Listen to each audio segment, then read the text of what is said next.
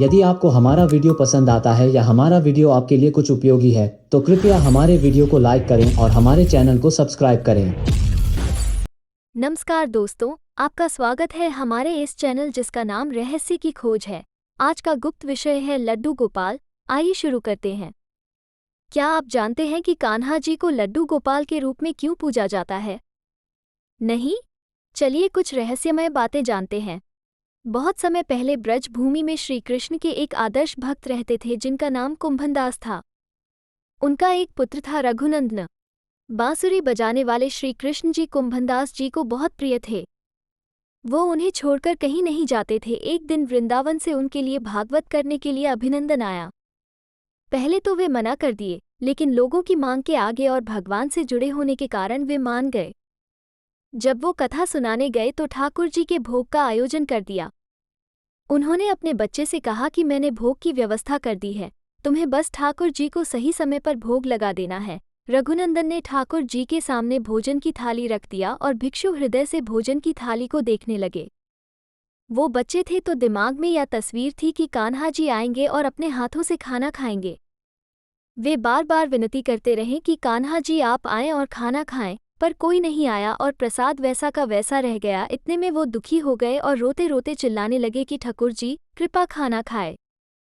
ठाकुर जी ने बालक का रूप धारण किया और भोजन कराने के लिए आ गए।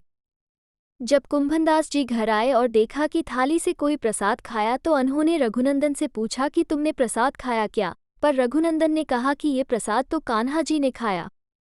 तब कुंभनदास जी गुस्सा हो गए और बोले कि रघुनंदन तुम झूठ भी बोलने लगे हो। ये बात सुनके रघुनंदन रोने लगा। एक दिन खुद कुंभनदास जी ने नन्हे कान्हा जी को प्रसाद खाते हुए देखा। ये देखकर कुंभनदास जी दौड़कर प्रभु के चरणों में गिरकर विनती करने लगे। तभी एक हाथ में ठाकुर जी का लड्डू और दूसरे हाथ का लड्डू मुंह में जाने ही वाला था कि वे ठिठक गए। तभी से उनकी इस भवन में पूजा की जाने लगी और उन्हें लड्डू गोपाल कहा जाने लगा। हर कोई नन्हे बाल गोपाल को घर में लाने की तैयारी करते हैं। लड्डू गोपाल के घर में आते ही हर किसी का मन मोहित हो जाता है, लेकिन गोपाल को घर में लाने से पहले कुछ बातों का ध्यान रखना चाहिए।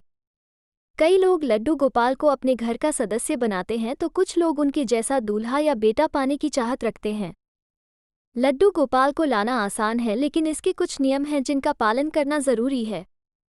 आइए जानते हैं क्या है वो नियम। नियम 1, लड्डू गोपाल को रोज सुबह स्नान करवाना होता है। जैसे हम कपड़े बदलते हैं और नहाते हैं, वैसे ही गोपाल को भी नहलाना जरूरी है। नियम 2, क्या आप जानते हैं कि बाल गोपाल को दिन में 4 बार भोग लगाना होता है? गोपाल को खीर, माखन, मिश्री और हलवा बहुत पसंद है, इसलिए प्रसाद के रूप में ये चीजें चढ़ाएं।